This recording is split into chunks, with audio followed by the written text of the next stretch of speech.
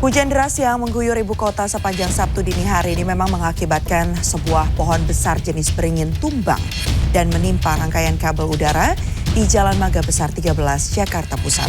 Sementara permukiman warga di kawasan Kali Adem, Muara Angke, Penjaringan, Jakarta Utara tergenang banjir akibat rob atau air laut pasang Sabtu siang. Rangkaian kabel udara yang berada di Jalan Mangga Besar 13 Sawah Besar, Jakarta Pusat terbakar Sabtu pagi. Sempat terdengar beberapa kali ledakan kecil. Terbakarnya kabel disebabkan hubungan arus pendek usai tertimpa pohon besar setinggi 12 meter.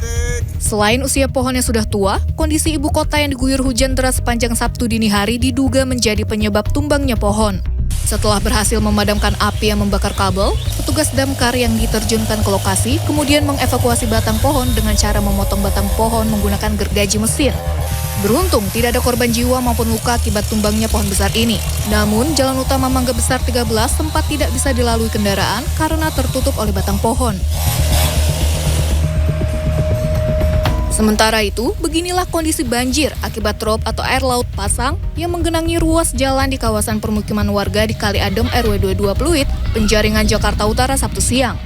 Diketahui banjir dengan ketinggian air mencapai 30 cm ini hanya merendam ruas jalan yang menjadi akses menuju pelabuhan Kali Adem. Beruntung tidak sampai masuk ke rumah warga.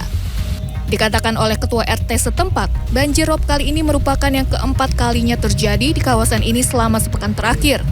Namun, 2 diantaranya banjir akibat rob ini cukup besar. Seminggu terakhir ini 4 kali, tetapi 2 kali biasa-biasa saja. Tetapi yang 2 kali ini mendadak besar. Nah, saya nggak tahu apakah ada fenomena alam atau seperti apa, nggak tahu. Warga pun berharap kepada pemerintah setempat segera menanggulangi persoalan banjir rob tersebut. Tim Liputan, CNN Indonesia. Para pengungsi korban banjir Demak yang sedang mengungsi di SPBU berebut pakaian dalam dan juga mie instan yang dibagikan oleh donatur. 2 ibu-ibu ini bahkan sempat beradu argumen karena mereka khawatir tidak kebagian dari bantuan yang ada di sana. Sementara itu diketahui para korban banjir Kabupaten Demak sudah mulai mengungsi hingga ke Kudus, Jawa Tengah.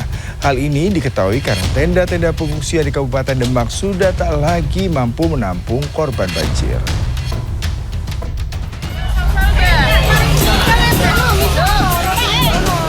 Para pengungsi korban banjir dampak tanggul jebol Sungai Wulan yang tengah mengungsi di rest area SPBU Wonoktinggal ini berebut mendapatkan bantuan mie instan, roti dan pakaian dalam yang diberikan oleh para donatur. Bahkan terlihat 2 orang ibu-ibu sampai beradu argumen saat hendak mengambil bantuan. Para pengungsi ini memang diketahui tidak sempat membawa banyak pakaian, bahkan dari mereka ada yang belum sempat berganti pakaian. Dari data BPBD Demak, Jawa Tengah pada Sabtu pukul 7 malam, banjir di 7 kecamatan meluas hingga 38 desa dan ada 75.667 jiwa yang terdampak.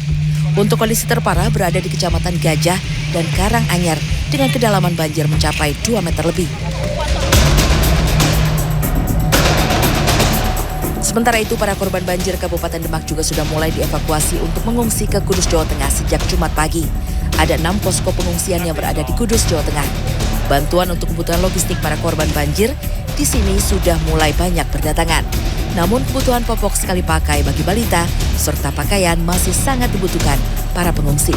Dari data BPBD Kudus per 10 Februari 2024, pukul 9 pagi, warga yang mengungsi berjumlah 1.255 orang yang berada di 6 posko pengungsian.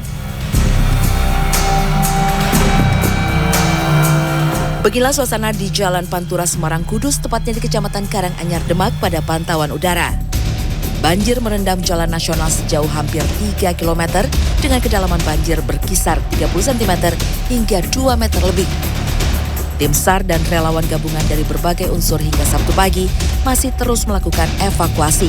Seperti yang dilakukan oleh tim Basarnas Semarang yang sedang berusaha mengevakuasi lansia dan juga bayi yang terjebak di loteng rumah yang berada di kawasan Dukuh, Kedung Banteng, Desa Wonerjo. Para korban banjir ini kemudian diungsikan ke sejumlah titik posko pengungsian, di antaranya tempat ibadah, pondok pesantren, sekolah, posko darurat bencana hingga di SPBU. Selain membutuhkan makanan, para pengungsi juga membutuhkan pakaian layak pakai, susu, dan popok sekali pakai untuk balita serta pembalut. Tim Liputan CNN Indonesia.